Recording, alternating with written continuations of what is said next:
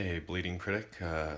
This is Nick Destro here in Los Angeles, California.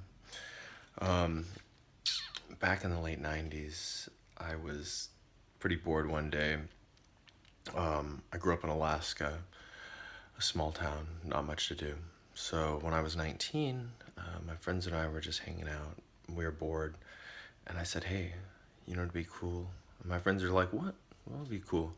And I was like, "Let's get some gasoline, get my video camera, and you guys can light me on fire. It'll look awesome."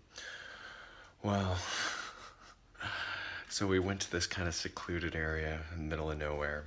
Actually, there was a road that with a bridge called the Bridge to Nowhere, and we drove past the Bridge to Nowhere, and we parked.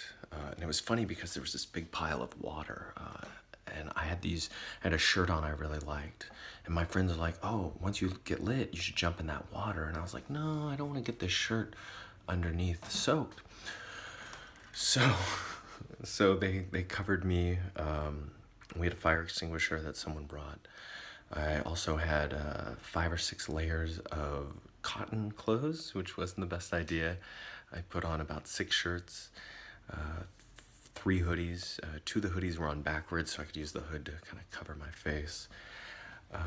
And then my friends proceeded to pour 3 Lipton bottles full of gasoline on me, which is kind of overkill. I remember as they're pouring it, I could feel it like soaking through to my skin, and I remember thinking like, this is gonna end badly. But there was about 20 people there watching it. I don't know how the word had got around. I only told 2 people.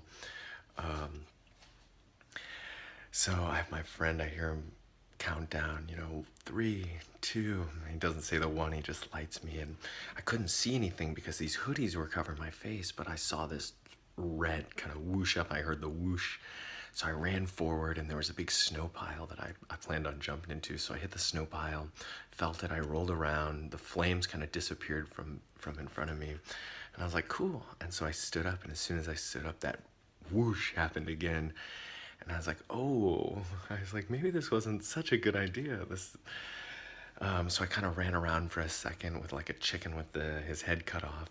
I forgot to put gloves on, so I went to go grab like the stuff, and it burned my hands, and I was like, crap. So I jumped in the snow again. I rolled around, and I figured maybe I could put the fire out like one side at a time. So I laid kind of flat for a second on my chest, and then I rolled over. And as soon as I rolled over, the flames just followed the gasoline back around. This whole time too, it's all on video. You can see my friends like spraying me with the fire extinguisher. That doesn't do anything. They're throwing snow on me, trying to like put the fire out. Doesn't do anything. And at this point, 10 or so seconds in, all of a sudden I can't breathe, and I'm praying. I'm like, this is it. God help me.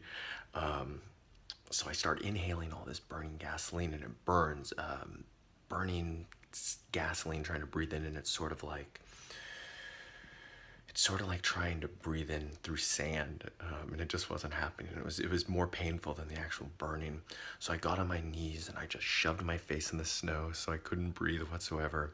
And I grabbed on all these clothes that I had. I had about 6, 7 layers, and I start to pull them all up. And the funny thing is, it took about 14, 15 years for me to realize that I should have just grabbed everything from the bottom and just lifted it up over my head, but I wasn't thinking. So I'm pulling all this stuff, and I got all the layers up to right about to my mouth, and then I was out. I blacked out.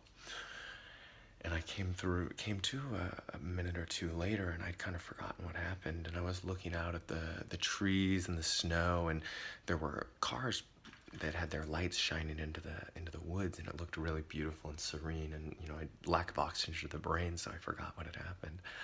So I remember just being like, this is really nice, and I blacked out.